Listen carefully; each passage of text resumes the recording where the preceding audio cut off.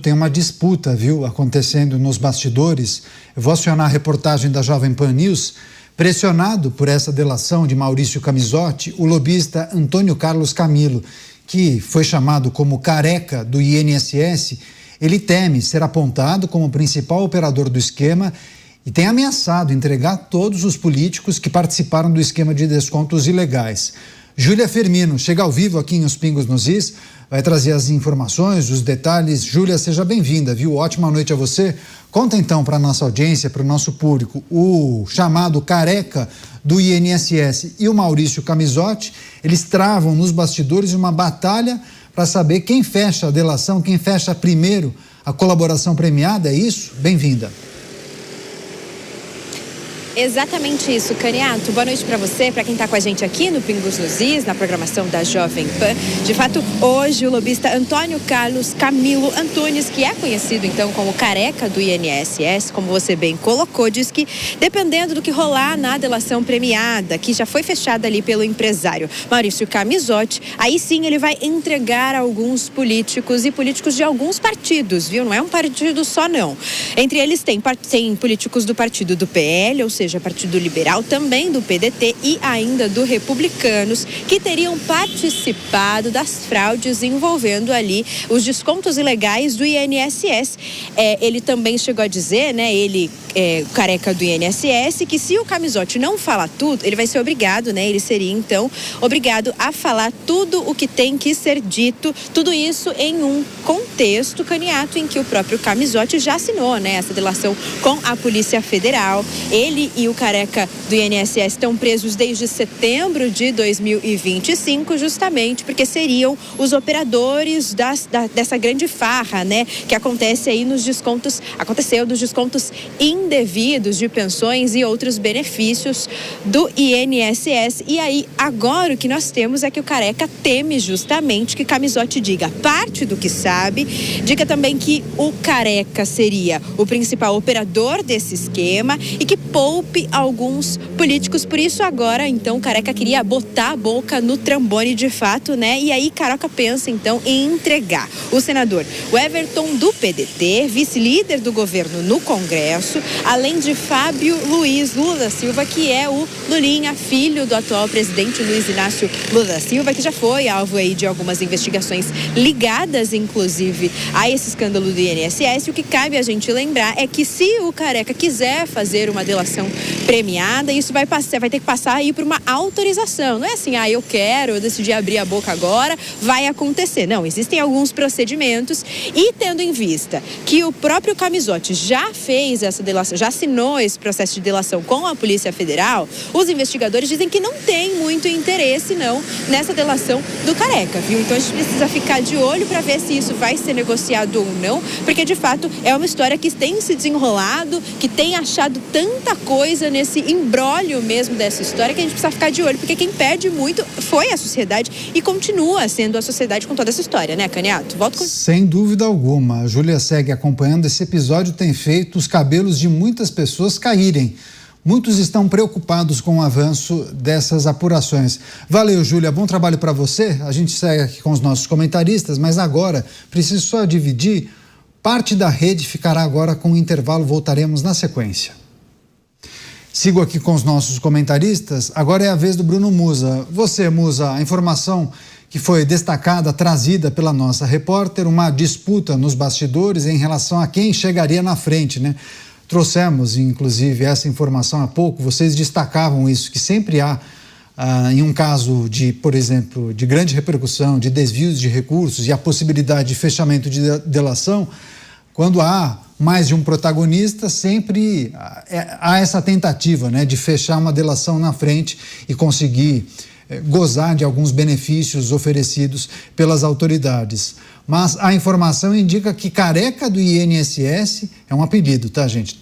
Teria dobrado a aposta e ameaça entregar políticos, e políticos de vários partidos. Mencionaram, inclusive a nossa repórter trouxe informações, políticos do PDT, do Republicanos e também do Partido Liberal, ou seja, partidos de muitas posições ideológicas. Musa.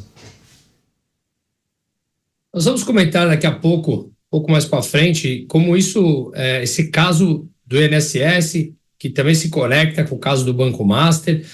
Ele atingiu todos os partidos, ou praticamente todos os espectros políticos, não tem esquerda, direita. É impressionante a proporção que isso tomou.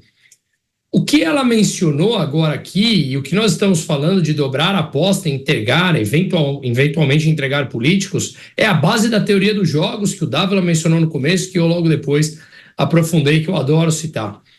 É a base dela, é perfeito. Mas eu acho que eu fui provocado aqui no bom sentido pelo comentário do Mota, quando ele mencionou que os dados realmente, de onde vem esse tipo de esperança?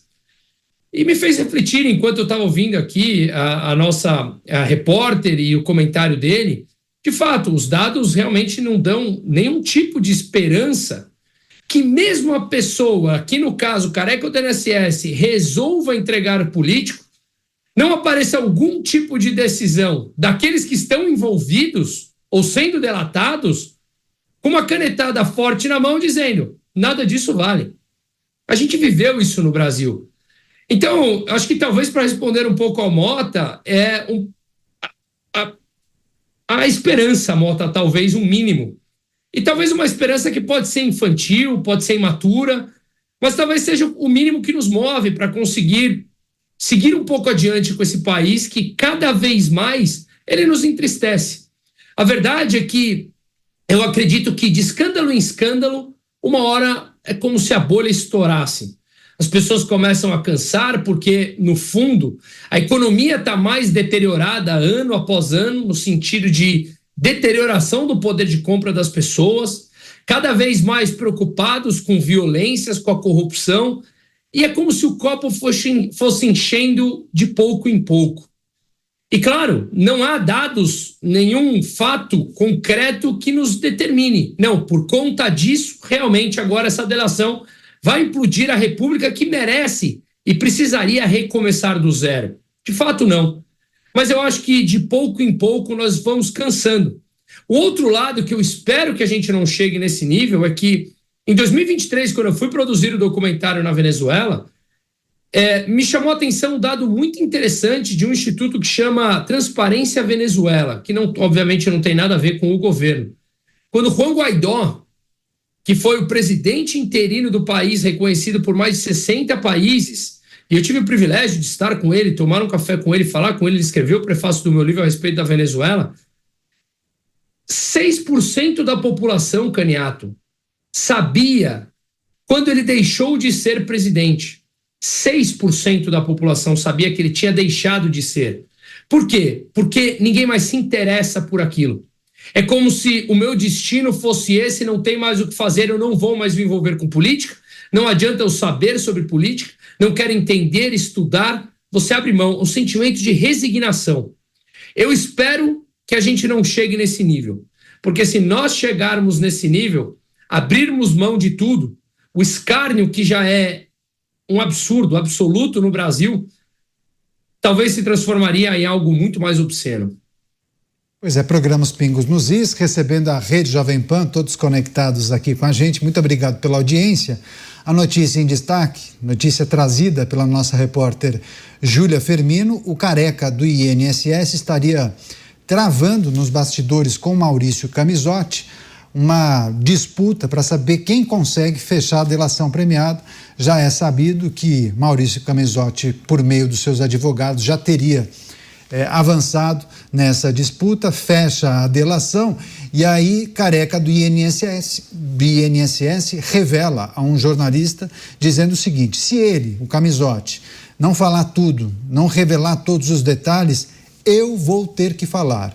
E aí ele ameaça, inclusive, revelar o nome de políticos de vários partidos que, em algum momento, participaram do esquema do INSS, parlamentares ou políticos do PDT, do Republicanos e também do PL.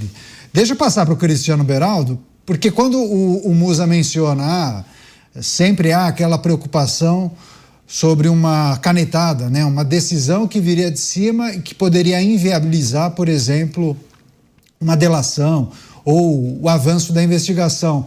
Mas, do jeito que o Musa fala, parece que é uma seria algo muito improvável. Espera aí, anteontem nós trouxemos uma informação, uma ação de 2021 que foi resgatada, será colocada para votação e apreciação em plenário da Suprema Corte, que pode inclusive alterar as regras da delação premiada. Poderá mudar esse instituto da delação premiada, ou seja, no meio do jogo você mudaria as regras do jogo. E aí talvez a delação de Maurício Camisotti não vale a mesma coisa se a regra fosse mantida. É um troço estranho, hein, Beraldo? Tudo é estranho no Brasil, Cânia, tudo é estranho. O Musa estava dizendo essa descrença do povo brasileiro, e isso de fato acontece, quer dizer, as pessoas elas estão completamente descrentes porque o Brasil, do ponto de vista institucional, não dá nenhum motivo para que a gente acredite que as coisas vão ser melhor amanhã em relação ao que elas são hoje. Isso se dá há muito tempo no Brasil, né? O povo brasileiro ele sempre foi tratado à margem, desde que o Brasil é o Brasil, desde a independência, né? Aquela negociação que houve para que as elites que estavam no Brasil pudessem comprar o Brasil da coroa portuguesa. E aí o Brasil nasce, de um lado, endividado, mas de outro também nasce com uma elite que domina a população, e a população ela não consegue desenvolver um senso de patriotismo, um senso de que o Brasil é nosso, de que, sobretudo, nós precisamos lutar e defender a nossa pátria, a nossa terra. E não é por outra razão que hoje a gente observa áreas de cidades importantes, como o Rio de Janeiro, em que as pessoas não podem mais circular. E, às vezes são lugares ali onde a pessoa passou a vida inteira frequentando e hoje ela não pode mais circular sem a autorização de alguém.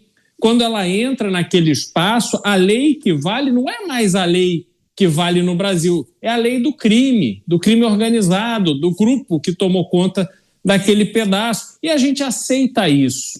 Nós convivemos com isso com tanta passividade, de forma tão pacífica, como a gente convive com este tipo de decisão que vimos na Lava Jato, em que pequenos detalhes que foram construídos e deixados dentro dos processos acabou servindo para que depois se livrasse a cara de absolutamente todo mundo. O brasileiro, ele convive tão pacificamente com o absurdo que, em São Paulo, por exemplo, quando se instalou o rodízio de veículos, Caniato, o que o poder público estava dizendo para as pessoas que possuem carro? Você, que trabalhou para comprar o seu carro, que paga as parcelas do seu carro, que paga o IPVA para ter o direito de rodar pelas ruas e estradas do Brasil, você está proibido de sair com o seu carro uma vez por semana. E não é que o poder público disse: eu vou te impedir de sair com o seu carro, mas eu vou reduzir o seu IPVA em 1/7. Não, esqueçam. Simplesmente tomaram o direito da pessoa livremente circular com o seu carro. E todo mundo ficou quieto. Quem pôde comprou o carro do rodízio. E aí as pessoas vão dando um jeito, vão se livrando. A gente não fica mais indignado.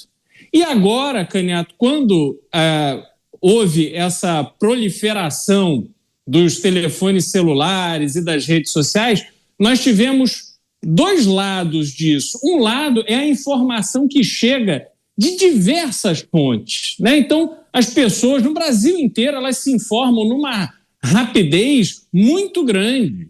É claro que tem toda uma discussão da qualidade da informação e tal, mas o fato é que tudo que acontece, todo mundo fica sabendo na hora. Mas, por outro lado, parece que as pessoas estão tão entretidas com aquilo, não tiram os olhos do seu telefone, às vezes ficam ali 2, 3 horas vendo vídeos absolutamente irrelevantes para a sua vida, que não ensinaram nada, talvez tenha dado uma risada, talvez tenha escorrido uma lágrima em solidariedade a uma situação triste que apareceu ali, mas não acrescentou em nada. E quando a pessoa está ali fixada naquilo, ela não está agindo, ela não está percebendo, recuperando a noção de como é importante a sociedade, a nação brasileira reagir. E a gente não pode se enganar. O Brasil, ele precisa de uma nova configuração. O Brasil precisa, de fato, começar de novo. Porque quando você tem uma crise de moralidade, como nós já falamos aqui, você precisa promover uma quebra nessa dinâmica que produz uma sociedade que não liga para a moralidade. Então, Caniato, eu vejo que tudo isso que está acontecendo, aos pouquinhos, talvez vá formando uma consciência que a reação vai demorar um pouco mais de tempo. Por isso que eu disse que as pessoas estão perdendo seu tempo com outras coisas, distraídas. Isso tudo faz parte também desse conjunto de elementos que os picaretas, os vagabundos, usam para continuarem tocando as suas picaretagens e contando com o silêncio do povo. Mas em algum momento eu acredito que a gente vai conseguir formar uma maioria indignada que vai buscar realmente uma pressão tão forte que vai ser impossível a gente não recomeçar o Brasil. Só passar para o Dávila, que tem um aspecto na fala do Careca do INSS que dá a impressão que aqueles que querem fechar uma delação podem colocar as instituições em uma posição de leilão, né? Ah, eu dou mais. Não, eu vou revelar tudo. Ah, não, mas eu vou falar quem são os políticos. Dávila, diante de figuras que participaram do esquema, que têm informações e que, em tese, querem revelar tudo, que história é essa de um acusar o outro? Olha, se ele não revelar todo o esquema, eu vou dar detalhes e vou revelar os nomes dos políticos que participaram.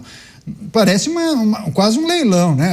Quem vai dar mais? Quem vai revelar mais nomes? E qual é a postura das instituições quando se deparam com uma manifestação dessa? Vamos voltar aqui à nossa teoria dos jogos. Hoje é o tema do dia. Porque no fundo é isso. É óbvio que se Camizotti deixar a coisa de fora e o Careca do INSS resolver falar e abrir tudo, quem vai perder o privilégio da delação aí é o Camizotti. E hoje ele tem o privilégio. Então ele tem todo o interesse e estímulo e incentivo para falar absolutamente tudo. Porque assim, ele se livra da cadeia e o Careca do INSS com os demais mencionados vão mofar na cadeia. Essa é a diferença. Então, quem está disposto a falar, é bom falar tudo, porque essa história de poupar pode fazer com que você perca a vantagem competitiva de ser o primeiro a delatar e falar. Então, esse é o primeiro ponto. O segundo, eu concordo aqui integralmente com o Beraldo. A história, e aí eu discordo do meu amigo Mota, a história é o seguinte, são os cidadãos de bem insistindo no meio desse lamaçal, dessa esculhambação, dessa sem-vergonhice, continuar fazendo a coisa certa, continuar lutando pelo que é certo. E alguma hora isso vira o jogo. E aí eu vou dar aqui 2 exemplos históricos que me parece muito apropriado para ilustrar isso. Pessoas que nunca desistiram nem na hora mais sombria da luta. O primeiro, aliás, é uma frase maravilhosa do então deputado Ulisses Guimarães, que foi o grande cavaleiro da esperança, que ele chamava, porque lutou contra a ditadura durante 21 anos. Não foi 1 mês, 2 meses, 21 anos. Quando uns já desistiram, outros aderiram ao governo, outros foram para a luta armada e ele continuou perseverando no caminho correto. Ulisses falava o seguinte: a estátua dos estadistas não é forjada pelo varejo da rotina ou pela fisiologia do cotidiano. Ou seja, estadista aparece justamente nesses momentos de crise intensa. É aí que aparece Ulisses Guimarães, é aí que aparece Churchill, é aí que aparece De Gaulle. Todas essas grandes figuras não apareceram no pequeno escândalo. Apareceu quando a coisa desandou completamente. Então, assim, 21 anos, mas aquele bom exemplo foi fundamental para criar essa massa de indignados e começou a virar o jogo. Virou o jogo na eleição de 78, depois vira o jogo finalmente em 85 com a redemocratização. Outra grande figura é o Churchill. O Churchill, quando começou a guerra, em 6 meses a Alemanha tinha detonado e conquistado a Europa inteira. Só sobrou a pequena ilha da Inglaterra. O que os políticos da época, esses aqui que o Ulisses fala forjado no varejo do cotidiano ou na fisiologia do dia a dia, queriam? Vamos fazer a paz. Olha, nós somos uma ilha indefensa contra esse poderio nazista. Vamos aproveitar agora para fazer um grande acordo. E o Churchill falou, nós vamos lutar. Aí todo mundo falava, tá aí o sonhador, o cara que gosta de guerra, vive no mundo da lua. Pois foi justamente 2 anos e meio, perdendo todas as batalhas, foi que fez com que tivesse essa aliança dos Estados Unidos com a Inglaterra e a guerra virasse o jogo. Então, assim, é aí que nascem os estadistas, são nesses momentos que vão aparecer os grandes estadistas, nesses momentos vão aparecer os Ulisses, os Churchills, os De Gaulle, todo mundo. Não vai aparecer no momento de mediocridade. E a hora está madura para isso acontecer, porque o que tem de picareta, malandro, imoralidade, aqueles que tiverem coragem de perseverar na defesa dos valores corretos, são esses que vão liderar o Brasil na sua transformação que está chegando. Não sei se vai chegar nesta eleição ou na próxima, mas vai chegar e está chegando. O que nós precisamos agora é de coragem, perseverança e determinação. E caráter, é a hora de testar o caráter daqueles que vão fazer a diferença na história do Brasil. Pois é, vou passar para o Mota, só vou pedir para a direção confirmar se a reportagem está pronta, se dá tempo de mais um comentário, tá bom. Mota, então, em cima do que disse o Dávila até mencionou o seu último comentário, mas o Dávila menciona que grandes escândalos podem provocar um choque na nossa política, líderes acabam se destacando, aparecem os grandes estadistas e mudanças acabam sendo promovidas nesse cenário. Enfim, eu acho que é interessante nós destacarmos esses aspectos que o Dávila acabou de mencionar, mas no Brasil também a gente precisa considerar que boa parte ou uma boa parcela da população recebe algum tipo de benefício do governo. Então talvez o eleitor médio nem se sinta motivado a votar em um outro por conta de um escândalo que tenha aparecido. Tem isso também, né?